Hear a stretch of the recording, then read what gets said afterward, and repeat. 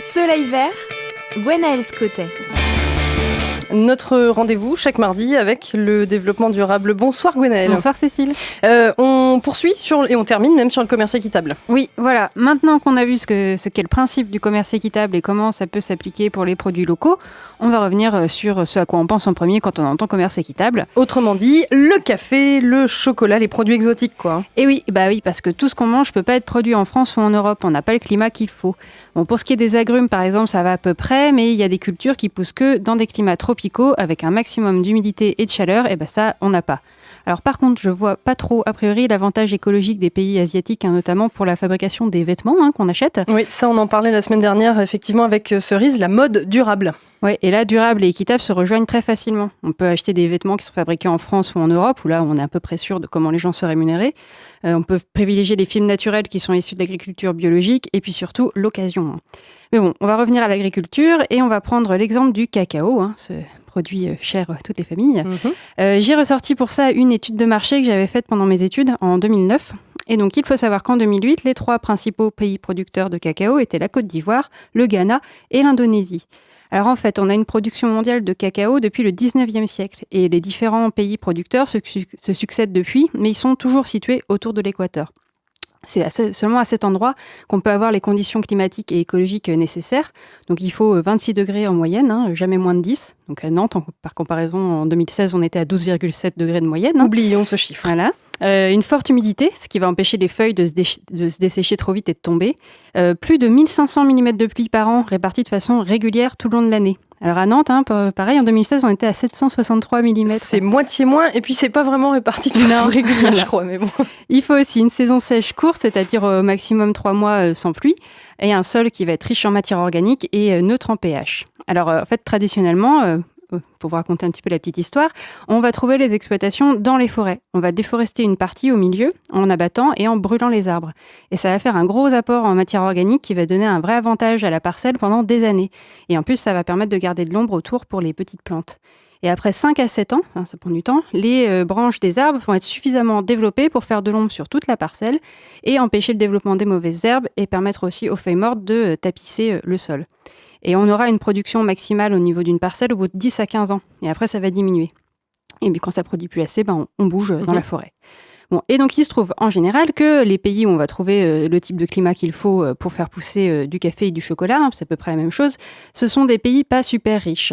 Et on parle souvent pour ces pays de pays du Sud, parce qu'ils se trouvent en fait au Sud des grands ensembles industrialisés et riches que sont l'Europe et l'Amérique du Nord. Mais en vrai, au Sud, on a aussi des pays riches en plein boom, comme l'Afrique du Sud ou l'Australie. Mais bon, on garde encore le terme pays du Sud. Oui, ça reste. Et donc, dans le commerce équitable, ça va permettre de s'assurer que les produits qui viennent de ces pays sont achetés à des producteurs qui sont suffisamment rémunérés. Et oui, et pour ces produits, les organisations de commerce équitable ont mis en place différents labels. Vous trouverez d'ailleurs en ligne un guide international des labels du commerce équitable qui a été mis à jour en 2015. Il est super détaillé et je me suis basée là-dessus.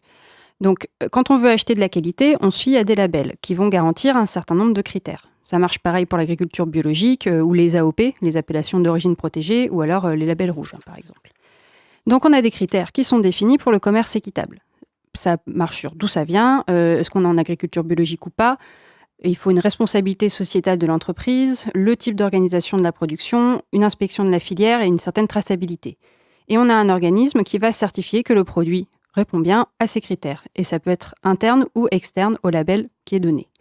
On a par exemple le label contrôlé équitable par EcoCert, qui est donné par l'organisme EcoCert, qui est aussi un organisme certificateur de l'agriculture biologique en France et en Europe. Et eux, ils sont surtout présents en Europe et en Afrique. On a aussi le premier label qui a été lancé en 88, c'est Fairtrade Max Havelaar, qui est décerné par le FLO CERT, qui est un organisme international, et lui, on le trouve sur des produits qui viennent surtout d'Amérique du Sud, du Caraïbe, Afrique et Moyen-Orient. Et il y en a plusieurs autres qui sont détaillés dans le document que je vous mettrai avec le podcast. Oui, c'est important, ça permet aussi de creuser. Qu'est-ce qu'il en est des labels de développement durable ? Oui, donc il existe aussi des labels dits de développement durable qu'il ne faut pas confondre avec les labels de commerce équitable. On a par exemple le label Rainforest Alliance, qui a une petite grenouille verte comme logo qu'on voit souvent.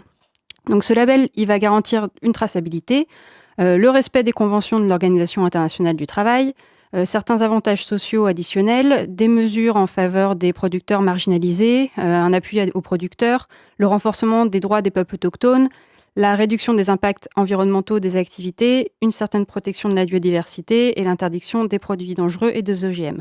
Mais il ne garantit rien en matière de rémunération, de financement et de durabilité de l'engagement, ce qui sont des mesures indispensables pour le commerce équitable. Donc pour conclure, il faut savoir qu'il y a quand même pas mal d'études qui ont été faites sur les impacts économiques, sociaux, organisationnels et environnementaux des labels du commerce équitable. Tout ça est carrément positif, mais en fait, le champ d'études est vraiment très restreint. On a un petit nombre de produits agricoles emblématiques qui ont été étudiés, comme le café, et c'est surtout en Amérique du Sud. Donc il y a encore pas mal de boulot pour les chercheurs, mais dans le doute, acheter équitable, c'est plutôt acheter durable. Oui, on peut penser que c'est quand même plutôt positif. Merci beaucoup Gwenaëlle. On retrouve bien entendu tout ça, comme tu l'as dit, via le podcast sur le sonunique.com ou encore sur l'appli myson. Rendez-vous mardi ? À mardi. Bonne route avec le 17-19 de Sun.